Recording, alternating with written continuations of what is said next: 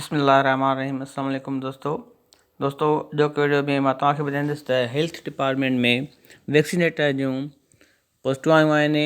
जेको ग्रेड 6 आहे, जंहिं लाइ तालीम जेका आहे सा मैट्रिक घुरिबल आहे, जंहिंजी अप्लाई करण जी आख़िरी तारीख़ 28 फरवरी 2022 आहे। अप्लाई करण जो जेको प्रोसेसर आहे उहो तमामु आसानु आहे। तव्हां NTS जी वेबसाइट ते वेंदव।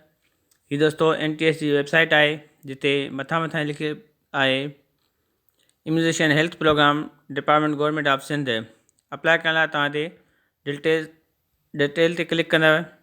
डिटेल ते क्लिक करण खां पोइ तव्हां साम्हूं हीउ पेज खुली ईंदो।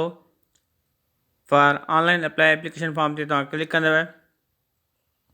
क्लिक करण खां पोइ तव्हां हिते पंहिंजो अकाउंट ठाहींदव, साइनअप कंदव ऐं हिते CNS नंबर पंहिंजो बस साॻियो CNS नंबर हेठि ॾींदव। उन खां पोइ डिज़ायर पोस्ट तव्हां सिलेक्ट कंदव।